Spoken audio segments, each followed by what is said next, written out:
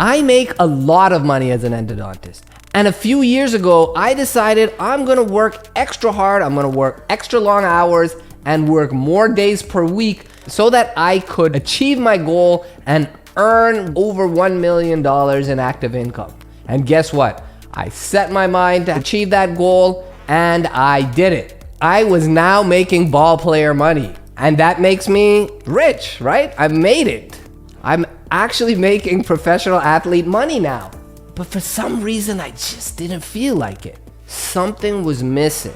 And the day that I realized what that something missing was the day that I missed my daughter's Christmas recital at school. She was very upset that Daddy missed the Christmas recital. And I too had the biggest feelings of guilt as I had failed my daughter as a father by not being there for her. At least this was my interpretation was at that time. Like, to provide some context, I absolutely adore my daughter. I mean, I adore my son also, but this story is about my daughter, so I want to focus on speaking about her and my relationship with her and how it relates to me working as a dentist making ball player money. And what I realized, so what if I make a ton of money if I'm missing out on a thing called life? That's when I knew things had to change. Hey guys, welcome back. I'm Johnny Walker. I'm a successful endodontist with multiple dental practices, as well as a self-made multimillionaire in real estate investing. On this channel, we teach dentists on how they too can achieve financial independence through wise and prudent passive investing in cash flowing assets. All right, guys, let's get started. Now, the day of the recital, I had already earned millions of dollars as an endodontist, as well as built a multi-million-dollar real estate investing portfolio. From the outside looking in, I look extremely successful and accomplished. But remember what I said, I started working more because my goal was to make more money. I started working longer hours. I stopped working out as often, right? So my physical health started to suffer. I was no longer working on spirituality. I was no longer spending enough times with the relationships that matter most to me. My wife, my children, my family, my friends, and my loved ones. In the end, in the very end, on your deathbeds, the things that we think are so important now are seldom the things that we think are most important when it's our time to go. When it's our time to go, we're not going to think about how many more millions could we have made, how much more we could have worked. What we're going to worry about is, did we spend enough time with our children and raise them? Did we do all the things that we wanted to do to make this life worth living? It isn't going to be about how much money you made or what kind of watch you wore. It will be about the relationships and the important people in your life. It will be about the contributions that you have made to society, to humankind, that will continue to impact even when you are dead and gone. Now, to be honest, I absolutely love being a father. It's the most important hat that I wear. It is also the hat that I wear with the most pride. I'm one of those fathers that don't want to miss anything, right? I don't want to only be the father that is a provider. I want to be a nurturer and a teacher and a friend and a coach and a mentor and someone they can talk to. These are the things that I want to be for my children. And if I'm not around, I can't do those things. Now, I will never forget the look on her little face when I told her that I had missed her recital.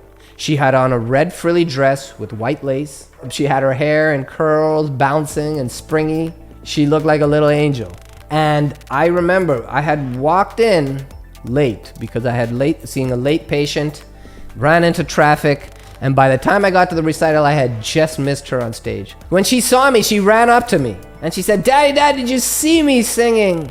And me being one, not to lie to my daughter, I quietly told her that I had just missed it because I had got back late from work. Like I said, I'll never forget how her bright, smiling face transitioned to one of utter disappointment and sadness. It was at this very moment that I knew that something had to change. Something wasn't right.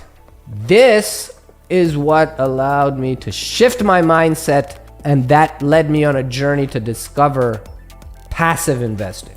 And that changed my life forever. Changed the trajectory of my life forever. That's what I came down to. What are we actually after? Are we after money? And that's why we work so hard for it? Or if we look a little bit deeper and peel the onion back a layer, are we really after what money brings?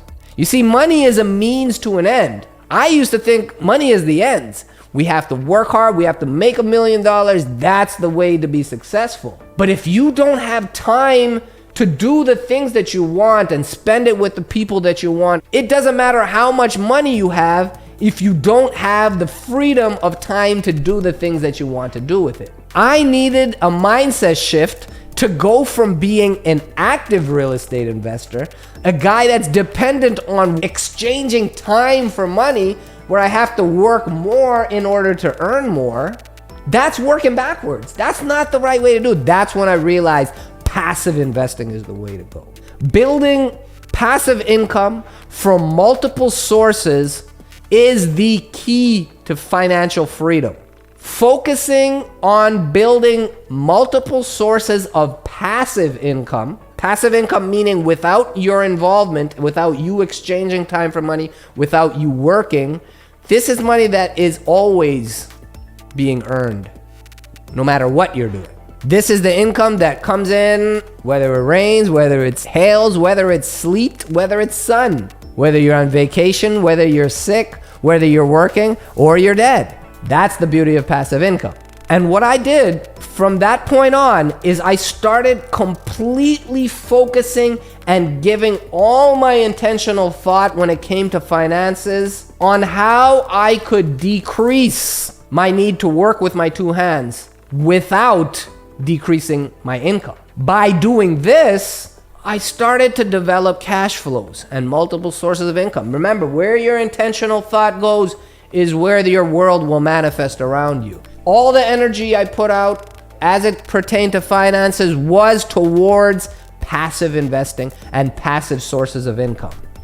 This passive sources of income and passive investing has allowed me to take a giant step back from my clinical practice to working a manageable and enjoyable part-time hours. I spend enormous amounts of time with my children and family. I take my kids to school every morning. I take 6 to 8 vacations per year, and I also have time to pursue my passion, which is investing in real estate and making this channel so I can also empower my fellow dentists so that they too can take this financial freedom journey for themselves.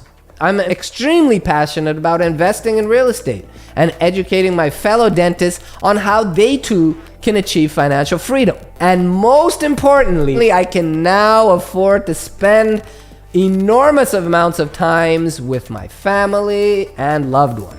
And as a side note, I have never missed a single recital, play, competition, or tournament since. Hope you enjoyed that video.